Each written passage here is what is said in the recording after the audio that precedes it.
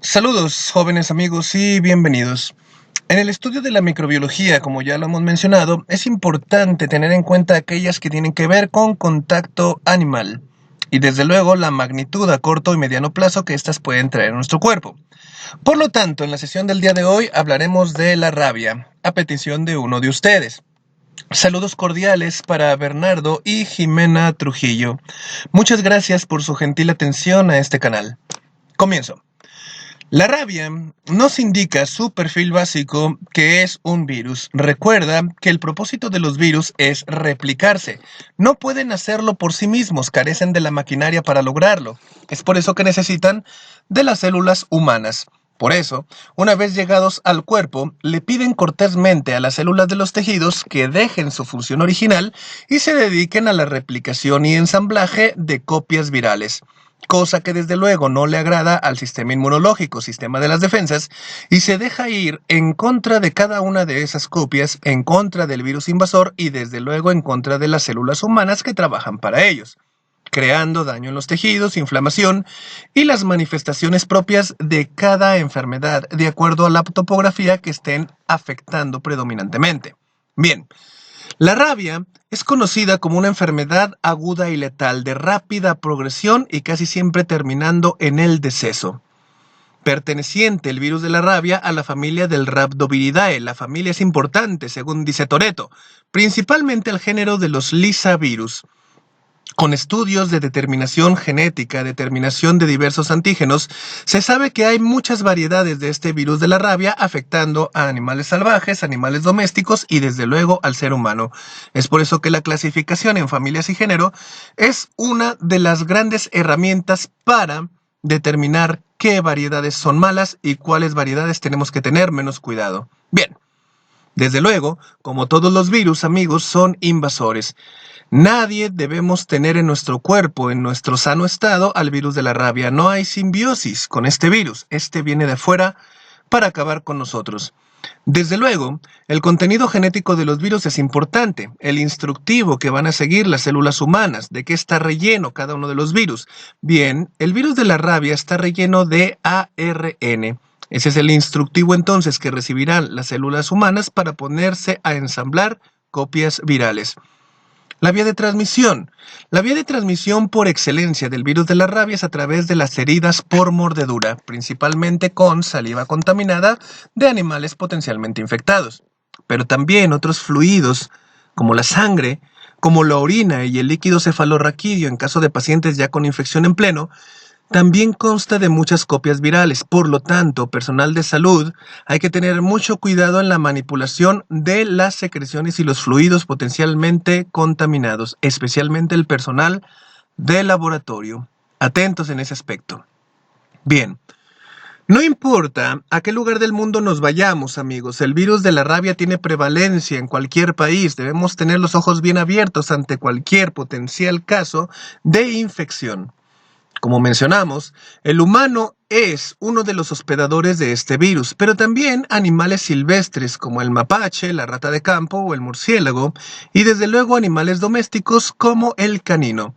Ojo, también los gatitos pueden ser contaminados por el virus de la rabia. ¿Qué debemos que hacer? Si tenemos mascotas, estar bien atentos a sus cartillas de vacunación. Bien. El factor tiempo, amigos, el periodo de incubación desde que el virus de la rabia llega a que empieza a manifestar varía entre 7 a 10 días. Este no tarda mucho, pero hay casos documentados que incluso el periodo de incubación tardó un año. Pero la regla es alrededor de los 7 días. Este trabaja rápido. No hay vector, no hay un insecto cuya picadura nos transmita el virus de la rabia, y qué bueno. El lugar que más afecta y de donde viene la letalidad de esta infección del virus de la rabia es el sistema nervioso central. Ojo, al igual que otros virus también crea viremia, y la presencia de un virus en el riego sanguíneo le permite sembrarse en el órgano que él quiera. ¿Sí hay diseminación multiorgánica del virus de la rabia? Sí, pero manifiesta en la mayoría de los casos, se ensaña en contra del sistema nervioso central. Entonces, ¿para qué preocuparnos por los otros órganos, profesor? Bueno, en caso de los trasplantes. Si alguien trasplanta un órgano contaminado con copias virales de un paciente donante que no había manifestado nada, pero que el virus estaba en ese órgano, ese puede ser el vehículo para que el receptor sea contaminado. Atentos en ese aspecto. Se conocen dos tipos de rabia, la rabia urbana por animales domésticos y la rabia silvestre por animales salvajes, pero para fines prácticos ambos causan los mismos síntomas, la misma progresión y la misma letalidad. Afortunadamente, como todos sabemos, existe la vacunación para los animales de granja, para las mascotas y para los humanos post-exposición. Todo depende del contexto de la herida, la profundidad, la contaminación y el ambiente epidemiológico de la zona, para saber entonces si se pone o no se pone la vacuna. Sencillo, ¿eh? En cuanto a su morfología, el virus tiene la forma de un proyectil y tiene las cualidades morfológicas que otros virus que hemos visto, es decir, tiene una envoltura con sus glucoproteínas de ensamblaje, adentro tiene proteínas de matriz celular, tiene una doble capa de grasa, una bicapa lipídica, esto es muy importante porque acuérdate que esa se desintegra con el jabón, con el detergente, lo cual nos indica que ante una mordida de animal, una mordida con saliva potencialmente contaminada con rabia, hay que lavar enérgicamente y a conciencia la herida. El jabón, los detergentes despedazarán al virus de la rabia porque, al igual que otros virus, tiene esa doble capa de grasita que se desfragmenta en presencia de los detergentes y los productos de higiene. Y qué bueno. En su interior, el virus tiene una cápside helicoidal que resguarda el material genético tipo ARN, el instructivo. Un comentario. En los libros de microbiología encontrarás que el ARN del virus de la rabia está en sentido inverso, es decir, se lee de 3' a 5'. Por eso tiene las moléculas de la polimerasa que lo enderezan de 5' a 3' para que los ribosomas de las células humanas puedan leerlo y traducirlo bien. Ok, fin de comercial. Entonces, el virus, una vez entrado en tu cuerpo, va a buscar las células con las que hacen juego sus receptores. El complejo receptor y glucoproteínas del virus enlazan y eso permite que el virus pueda liberar la cápside con el material genético al citoplasma. Una vez liberada la cápside con el material genético al citoplasma, esta se libera de su cáscara, liberando el ARN, liberando el instructivo, que viaja directamente junto con su molécula polimerasa a los ribosomas para que una vez enderezado, estos ribosomas puedan empezar la traducción y la producción de la pedacera de lo que serán los nuevos virus, para que posteriormente vayan a ser ensamblados. ¿Y qué es esta pedacera? Todas estas: nucleoproteína, proteína de matriz, glicoproteína, proteína fosforilada y más polimerasas. Toda esta pedacera viaja al aparato de Golgi, el cual los ensambla, y posteriormente por proceso de exocitosis empiezan a salir copias del virus de la rabia para hacer lo mismo con otras células y así poco a poco apoderarse de nuestro cuerpo. Vaya villanos, ¿eh? Ok. Bien, entonces todo comienza con una mordedura, con una herida con saliva contaminada de un animalito potencialmente infectado. En esa zona de la mordedura, sobre todo en el músculo estriado, empieza la replicación del virus. Ojo, mientras más profunda la herida y mientras más contaminada, más posibilidades hay de desarrollar rabia de manera letal. Pero no solamente en el músculo estriado se replican, sino también en la placa neuromuscular, en los tendones musculares y en las terminaciones sensitivas nerviosas. En esas estructuras, si ahí cayó la mordida, ahí hay replicación del virus. Posteriormente, cuando la cantidad del virus es significativa en la zona del músculo mordido, estas captan al receptor de acetilcolina y le dicen: oye, receptor de acetilcolina, ¿qué? Tú eres un receptor con un nervio, ¿no? Sí. ¿Y a dónde vas? Voy directamente hacia el cerebro. Ah, muy bien, entonces dame un raite. Los virus empiezan a tomar partida por el nervio y comienzan a ascender hasta el cerebro, donde también a la llegada empieza la multiplicación principalmente en la sustancia gris. Y uno dirá: hey, profe, ¿y el sistema de defensas qué está haciendo? Recuerda que el sistema nervioso central es un lugar privilegiado del sistema inmune. No es reconocido el virus en plena replicación ahí. Hasta que ya la replicación del virus en la sustancia gris llega a tanta cantidad que el virus decide esparcirse al resto del cuerpo en sentido centrífugo, por ejemplo, a las glándulas salivales. Las glándulas salivales de una persona infectada también tienen grandes copias virales, y que se encuentren copias del virus en la saliva de un paciente quiere decir que ya el cerebro está repleto, que el virus se enfadó, se cansó de estar ahí y utilizó ya la vía sanguínea para poder ir e infectar y sembrarse en otros órganos. Es aquí entonces donde sí, este virus genera viremia y se reparte a otros órganos, que son todos estos. Sin embargo, como mencionamos en la primera diapositiva, se ensaña con las células cerebrales y de ahí es donde vienen la mayoría de las manifestaciones. Pero tener en cuenta entonces que todos estos órganos pueden estar contaminados con copias virales, especialmente si van a ser objeto de un trasplante. Bien, como comercial, si tú tomas una muestra del tejido infectado con la rabia, tejido cerebral de preferencia, y lo miras al microscopio, verás que las neuronas de ese tejido en su citoplasma están invadidos de las pedaceras, inclusiones citoplasmáticas de pedacera del virus en replicación. A estas células, a estos hallazgos, se les conoce como los cuerpos de Negri. Su presencia indica que hay rabia en este paciente o en esta especie animal, pero su ausencia no descarta el diagnóstico. Solamente 20% de las especies infectadas demuestran los cuerpos de Negri. Bien, fin de comercial entonces. Cuando por fin se da la viremia y la repartición del virus a todo el cuerpo, a todos los órganos, es cuando el sistema inmunológico se activa. Empieza la pelea, empieza la lucha en plenos órganos, empieza la lucha en pleno cerebro y vienen las manifestaciones, las cuales se dividen en 4 estadios. Estadio 1, conocido como prodromo inespecífico. Síntomas como fiebre, cansancio, dolores musculares, dolor de cabeza, náusea, tos, dolor de garganta, tos seca, pueden aparecer en un periodo inicial. Hasta este punto, indistinguible de otras enfermedades virales. ¿Qué debemos hacer aquí, profe? Darle medicamento sintomático al paciente. ¿Tiene fiebre? Dale antipirético. ¿Tiene dolor? Dale analgésico. ¿Está cansado? Que se acueste. ¿Está deshidratado? Dale agua. Y aquí van a pasar 2 cosas. O los síntomas desaparecen o evolucionan y nos dicen qué es lo que tiene. En este estadio 1 también pueden aparecer parestesias en la zona de la mordedura, en la zona de la herida. Esto puede ser desde luego por la lesión al nervio sensitivo o también por la replicación viral en la zona. Bien.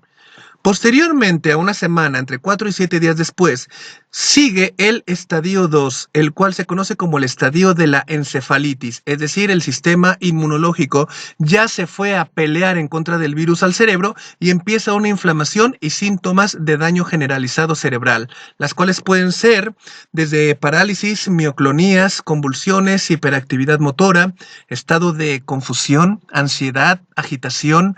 El paciente puede ponerse agresivo, puede disvariar, perder la memoria, no saber dónde está, estar en delirio, confusiones, alucinaciones. Desde luego todo eso tienes que diferenciarlo de alteraciones metabólicas que pueden causar daño, confusión, convulsiones directamente al sistema nervioso central. Ojo en ese aspecto con la cuestión metabólica. También pueden aparecer signos de meningismo, rigidez de la nuca, el signo de Babinski, el Brunskiski, incluso rigidez muscular de los grandes músculos que lleven al opistotono. Claro que también se debe de descartar otras causas de meningitis como el Neisseria, como el Streptococcus pneumoniae, ver el estado inmunológico de nuestro paciente y las comorbilidades que puedan llevar a otra infección que pueda también, al igual que la rabia, dar síntomas de encefalitis. De hecho, esta segunda etapa de encefalitis es indistinguible de otras como el Neisseria meningitidis, como el virus Coxsackie, como el virus de la polio, como los otros virus como el herpes, varicela, que pueden generar encefalitis entre sus manifestaciones, indistinguible hasta este punto. Pero también, en este punto, en este segundo estadio, puede aparecer síntomas como la fotosensibilidad, midriasis en los ojos, incluso lagrimeo excesivo, que tiene que ser diferenciado de un síndrome colinérgico, desde luego. La cialorrea, la hipersecreción de saliva, también puede presentarse en este estadio, lo cual, dicha presencia debe hacernos pensar que algo no anda bien, que nuestro paciente puede estar contaminado por el virus de la rabia. Posteriormente, conforme sigue avanzando a esta enfermedad, a los días, entraríamos en el estadio 3. en donde ya hay un trastorno específico del tronco encefálico. ¿Recuerdas que dijimos que el virus de la rabia se ensaña principalmente con el cerebro? Bien, en el estadio 2 es una afección generalizada del cerebro por la lucha entre el sistema inmune y las copias virales, pero ya en el tercer estadio, el virus y las defensas se van a la guerra en el tronco cerebral, mesencéfalo, puente de Barolio, bulbo raquídeo, son los lugares más afectados y hay que tener mucho cuidado. ¿Por qué? Porque en esa zona hay núcleos importantes como los nervios craneales, como el centro respiratorio, el centro de la frecuencia cardíaca, el centro de la presión arterial, centros importantes neurológicos cuya inflamación o daño puede traernos severos síntomas, como cuáles.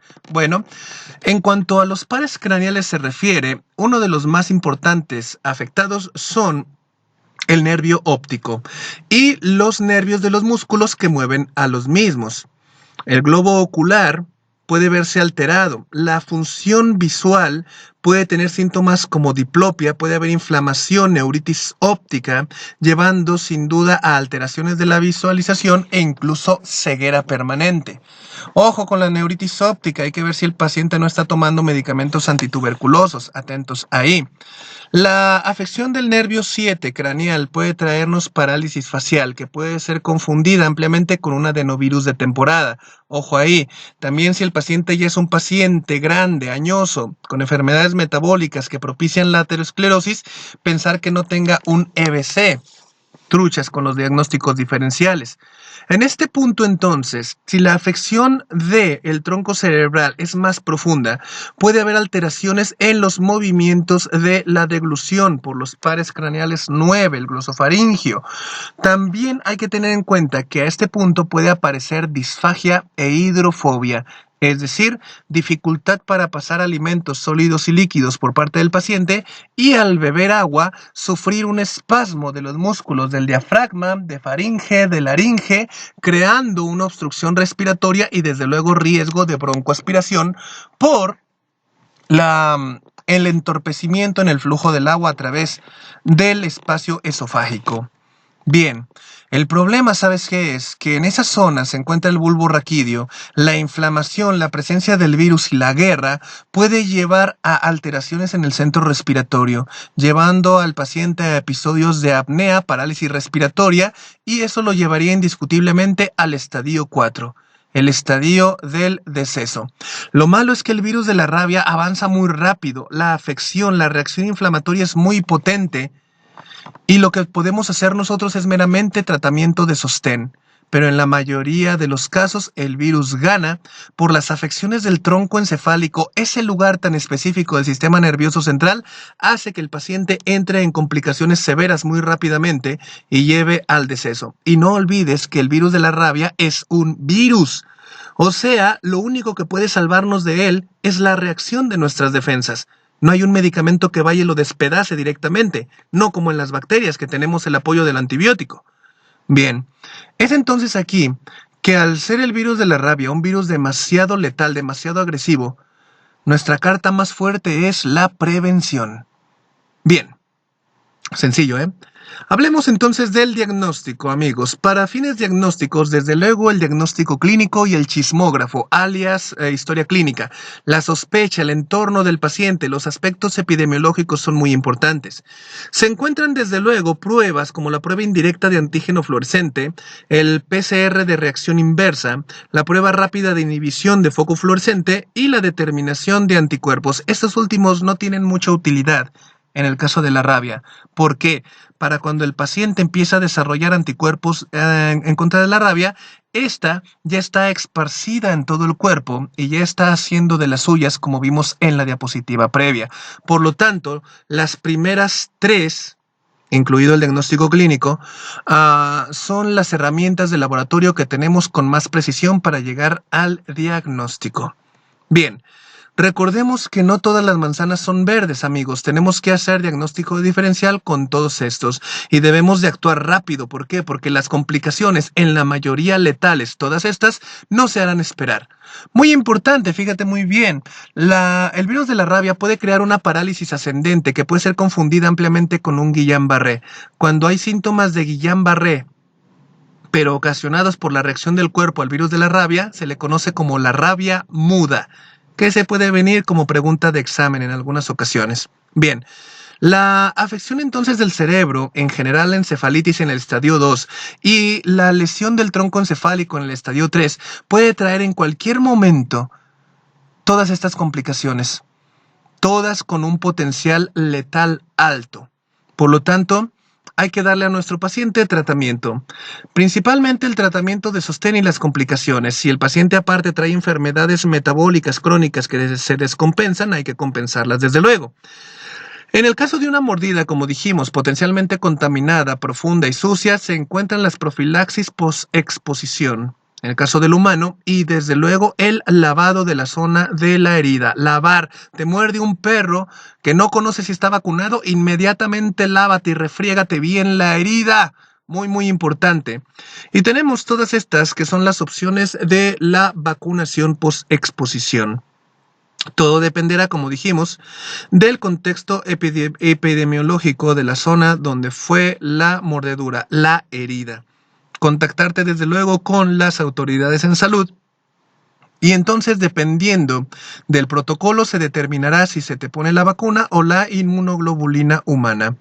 Claro que es muy importante tener en cuenta la población de riesgo, los viajeros, el personal de salud y las personas que se dedican a tener contacto, los veterinarios, a tener contacto con animales de granja y las personas que gustan mucho de el camping, de hacer rutas de exploración, de irse de campamento a lugares donde se conoce que hay animales contaminados. Cuidado con los mapaches. Si un letrero dice no alimentes a los osos, más vale no alimentar a los osos. Bien, dicho eso, sencillo, ¿eh? Agradezco mucho entonces su gentil atención. Estoy a sus órdenes. Cualquier duda, comentario, queja o reclamo, mándenme un inbox a esa cuenta de Facebook. Me tardo en contestar, pero sí contesto. Cuídense mucho, buen día y vamos a seguir.